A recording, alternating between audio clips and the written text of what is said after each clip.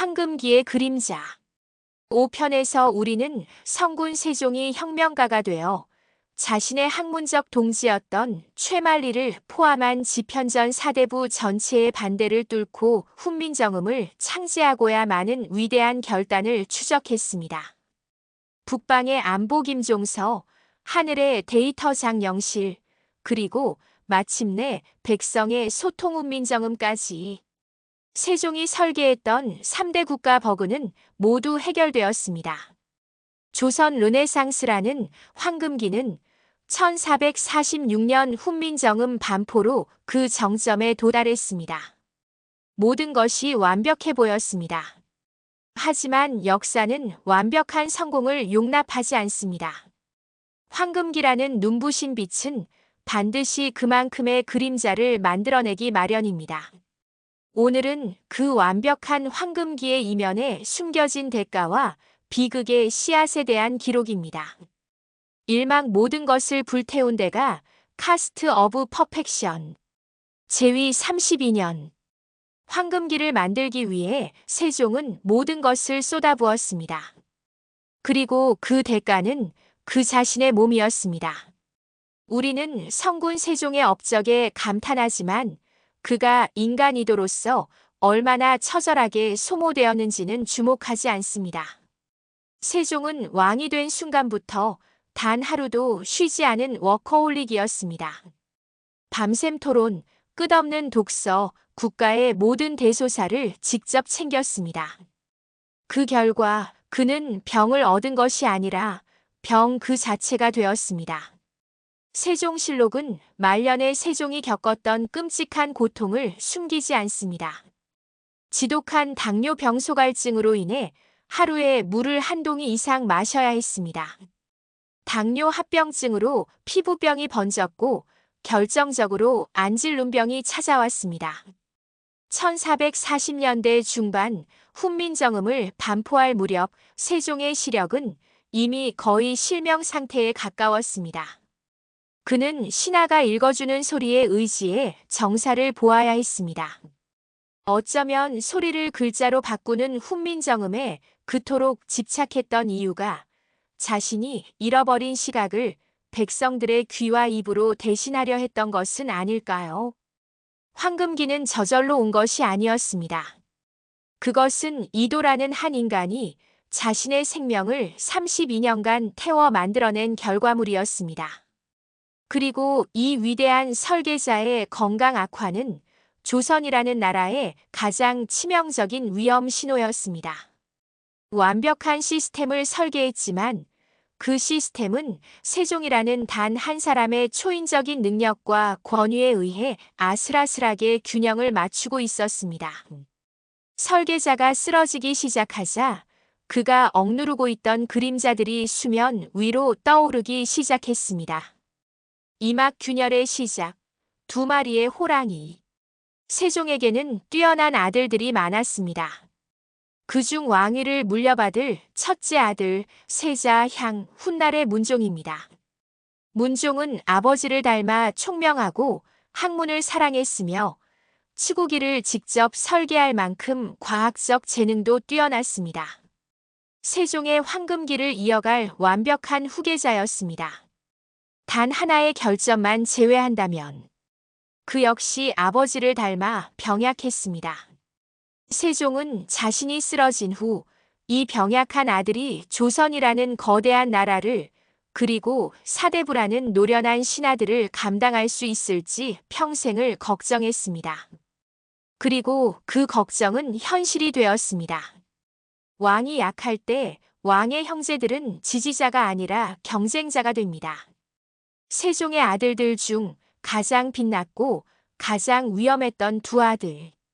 둘째 아들 수양대군 훗날의 세조. 셋째 아들 안평대군. 이 두 천재 형제는 아버지 세종이 이룩한 황금기의 빛이자 동시에 그림자였습니다. 안평대군은 아버지를 닮았습니다. 그는 당대 최고의 예술가이자 학자였습니다. 그의 글씨서에는 조선을 넘어 중국까지 명성이 자자했습니다. 집현전의 학사들은 안평대군의 곁에 모여들어 세종의 문화적 르네상스를 이어갔습니다. 수양대군은 달랐습니다. 그는 아버지가 아닌 할아버지 태종 이방원을 닮았습니다. 그는 학문보다 사냥과 무예를 즐겼습니다. 토론보다 명령에 익숙했습니다. 그는 붓이 아니라 칼을 잡아야 할 사람이었습니다. 세종은 수양대군을 시켜 국방에 관한 일을 맡겼고 안평대군을 시켜 문화에 관한 일을 맡겼습니다. 두 아들의 재능을 활용한 것이죠. 하지만 왕권이 약해지는 순간 문화를 따르는 신하집 편전들과 무력을 따르는 무사들은 자연스럽게 파벌을 형성하기 시작했습니다. 안평대군파 문의 세력, 수양대군파 무의 세력. 세종이 그토록 피하려 했던 붕당의 씨앗이 자신의 아들들을 중심으로 자라나고 있었습니다. 산막 설계자의 마지막 시스템. 세종의 건강은 날로 악화되었습니다. 병약한 문종마저 세자 시절부터 자주 쓰러졌습니다. 세종은 자신과 아들이 모두 일찍 죽을 것을 직감했습니다. 그렇다면 왕위는 누가 있는가? 문종의 어린 아들, 즉 어린 손자 훗날의 단종이었습니다. 어린 왕. 이것은 절대 왕권을 추구했던 조선 왕실의 가장 치명적인 시나리오였습니다. 어린 왕이 즉위하면 왕의 숙부들, 즉 수양대군과 안평대군이 그 왕위를 가만히 놔둘 리 없었습니다. 할아버지 태종이 어린 조카의 신하 정도전들을 죽이고 왕권을 차지했던 왕자의 난을 세종은 누구보다 똑똑히 기억하고 있었습니다. 정확히는 형제들을 죽이고 왕이 되었죠. 역사는 반복될 수 있었습니다. 세종은 자신의 죽음 이후를 대비한 마지막 시스템을 설계해야 했습니다. 그것은 법이나 제도가 아니었습니다. 그것은 사람의 충성심에 기댄 시스템이었습니다. 세종은 집현전의 핵심 학사들, 성삼문, 박팽년, 신숙주 등을 병상으로 부릅니다. 그리고 자신의 어린 손자를 가리키며 부탁합니다. 경들은 나의 이 어린 손자를 보살펴야 할 것이다.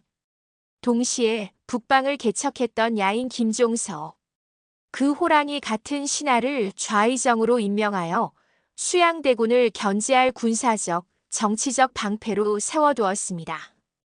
이것이 세종의 마지막 설계였습니다. 집현전 학사들 신권과 김종서구신 세력과 병약한 문종과 어린 단종 왕권을 보좌하고 보호하게 만드는 균형 시스템. 모든 것이 완벽해 보였습니다. 시스템은 완성되었습니다. 사막 균열의 시작, 두 마리의 호랑이. 1450년. 조선 르네상스를 이끌었던 위대한 설계자 세종대왕 이도가 마침내 눈을 감습니다. 그의 나이 54세. 그가 만든 시스템은 즉시 가동되었습니다. 병약한 문종이 즉위했고 김종서와 집현전 학사들이 그를 보좌했습니다. 하지만 시스템에는 설계자가 예측하지 못한 변수가 있었습니다. 첫째, 문종은 즉위 2년 3개월 만에 아버지의 뒤를 따라 사망합니다. 왕위는 12살의 어린 손자 단종에게 넘어갔습니다. 둘째, 시스템이 작동하는 순간 시스템의 가장 강력한 적수양대군도 움직이기 시작했습니다. 세종은 충신 김종서, 성삼문들이 어린 왕을 지킬 것이라 믿었습니다. 하지만 충신들의 방패가 할아버지 태종의 야망을 물려받은 수양대군의 칼보다 과연 강했을까요? 세종이 그토록 피하려 했던 피의 정치. 그 칼의 시대가 다시 조선을 덮치고 있었습니다. 사관의 서재 7편, 피의 쿠데타, 계유정난에서 세종의 황금기가 어떻게 무너지고 태종의 칼이 어떻게 부활하는지 그 비극적인 기록을 열겠습니다.